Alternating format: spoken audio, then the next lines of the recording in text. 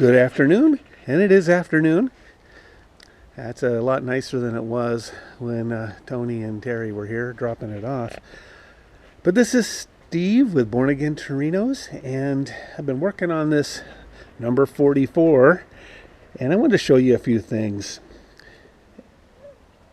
It's, like I said, you always find some surprises, always. And what I found here, I wonder if I should grab a light here just to show you. Well, that's not very helpful. Let me try one of my other lights. Okay, maybe this one works better. Watch it be dead too.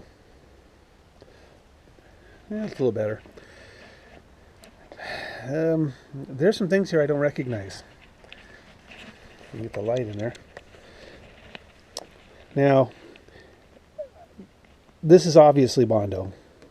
It looks just fine. You can tell where water got in and compromised the Bondo. This over here is lead. Looks like some original lead still in this channel here.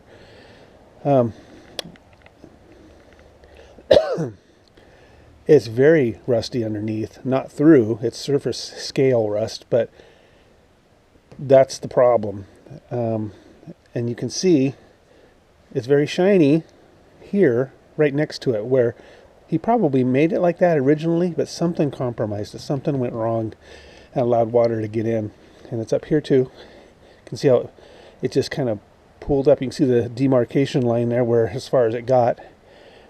And this is original steel, looks very fine. Not very sanded though. I think that could be part of the problem, is there's no real tooth to it for Bondo to hold. And it's even worse on the other side, I'll show you. But not, I don't know. I don't know what this is. This is not Bondo. It's a very silvery metallic, very brittle filler. Not original, not Bondo. Don't know what it is, but it chiseled off like nobody's business. And I've been circling the dents as I find them. There's a goodly amount of them. And things like, I don't know if you can see this run here. This is the first time I've seen this. So we're learning together. There's another run there. This almost seems like a lacquer paint. Can't tell for sure because it's brittle. The paint's super brittle. And you can see the holes, the fill holes for the trim. There, and as it goes across. So those will all be addressed. But this is the lap joint folded under welds. You can see the welds, spot welds from the factory when they welded the roof to the quarter panel. The other side,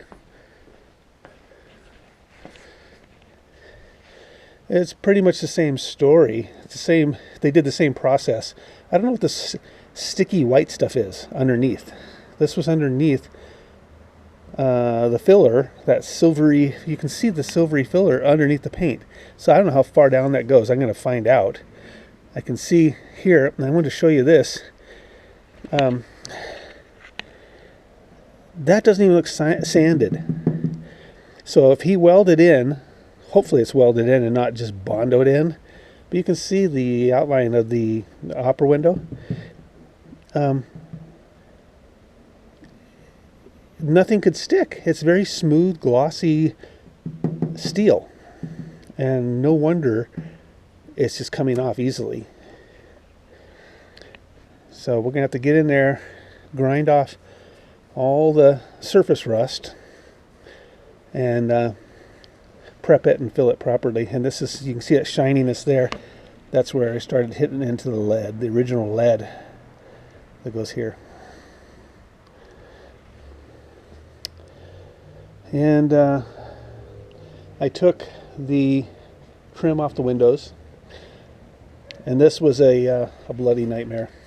This took hours and hours. I'm going to turn this off. Because it was siliconed in. The trim had risen up. It was bent or something, and was coming up, and it was pushed down and siliconed. I hope it doesn't come back and bite us for the for fish-eyeing on the paint, because silicone is a painter's worst nightmare. So I've been digging it out. I'll be digging it out for quite a while, days and days throughout this process, and then cleaning the whole car with simple green and wax and grease remover multiple times to try and head off any fish eyes. Also, the guy who did this originally had left in the screws, because the vinyl top is in 3 pieces. There's a big wide piece and then the side pieces, and they overlap, and then there's a screw here and over there and on the front. He had left the screws in for some reason, so I always take those out, which I did. And we'll take a look at the, well, obviously the chrome and the gas door taken off. Let's look in the trunk here.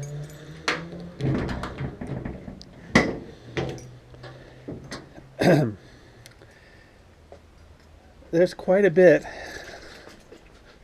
of scale rust over here.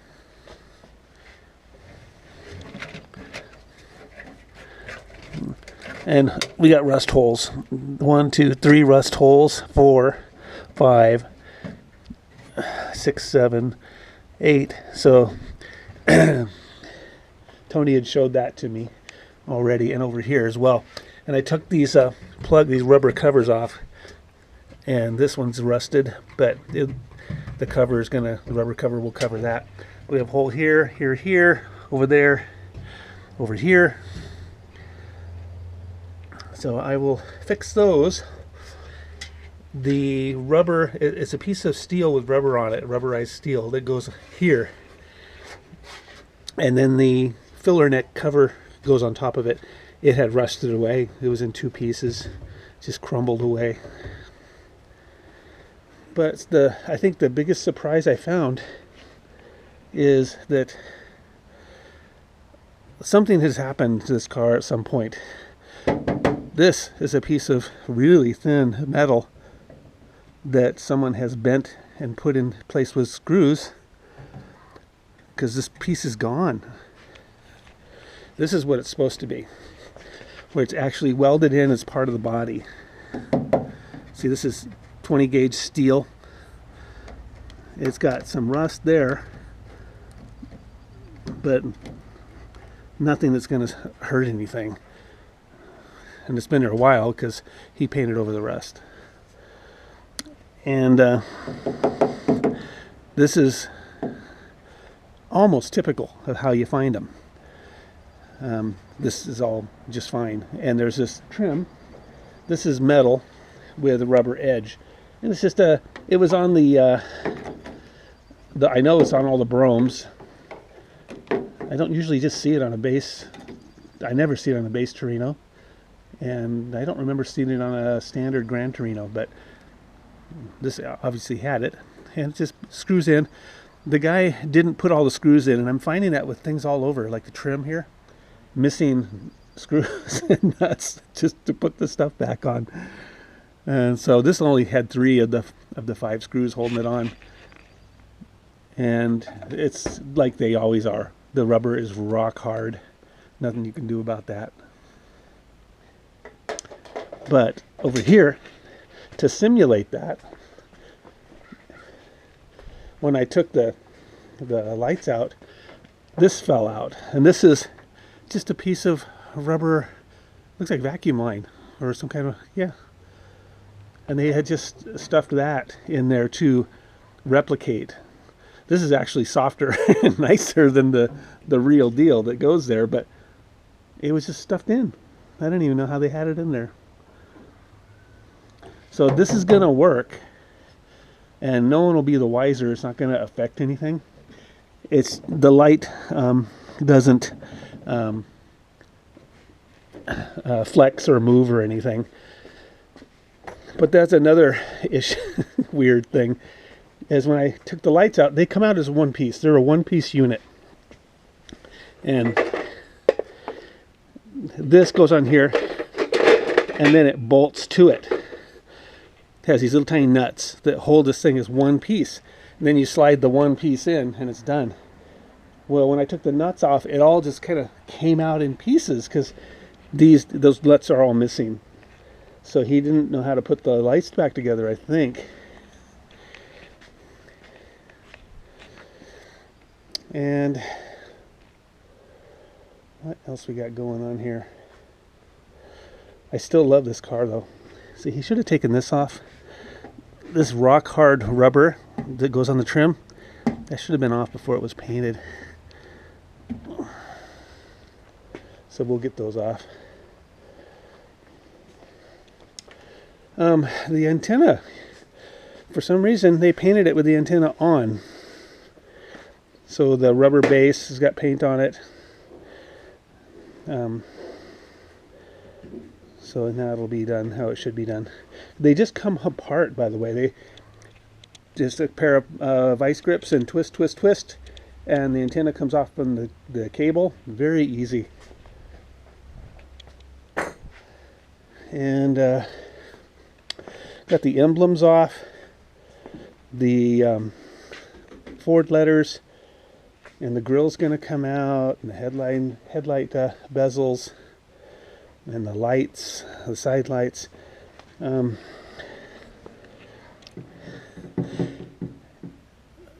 Oh, there's more runs right there. My goodness, another there. I have a feeling there's a lot more of them. He left these on when he painted too. And that's what pressure fit the emblems.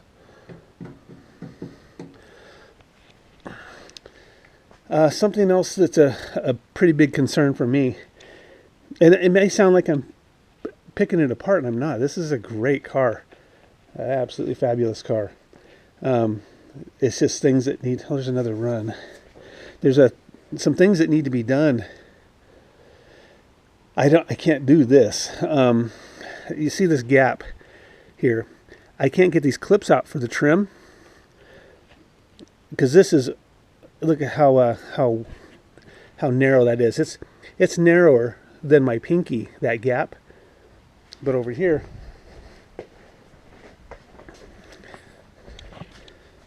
I can get my whole pinky in there. So the whole window was put in too far over. So the clips, were really easy to get off. But if I try and get those clips off of that one, I'll probably crack the window. And I don't even want to attempt that. And if I did get them out, I'd never get them back in. And they're just kind of flopping around. So I don't know. I don't even know. That one's laying down. I don't even know how that one's going to hold anything. So I don't know what's going to happen there. It's kind of weird to me. Because this window, I think Tony said that it had been replaced at some point, that he wasn't sure, maybe. When they did it wrong, sadly. So I have to talk to Tony and see what he wants to do. And it's not the end of the world. I mean, it's maybe have the window pulled out and reset. Because I don't know how any trim is going to stick on this. It's got 3 clips. So that one would work. That one will work. This one, I can't get it down to where it would work. So I don't know how that was held. But all the studs appear to be there for the clips, which is awesome. And I kind of had to dig them out. You can see there, there. Those are the studs. And believe it or not, sometimes those are missing. And then you're really kind of screwed because that part of the trim never really wants to lay down. And that's it. That's where we're at right now. So already making good headway. It's fun. It's fun and exciting. I'd like to know what kind of paint it is though.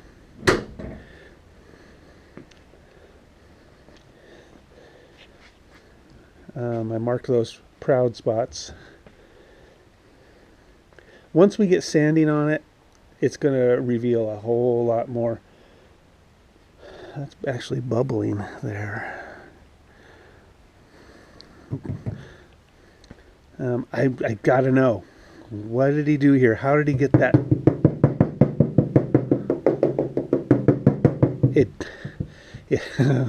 It doesn't sound welded. It doesn't have that firmness. Maybe it's really, really thin. Maybe it's not 20 gauge because it sounds too tinny. We'll find out.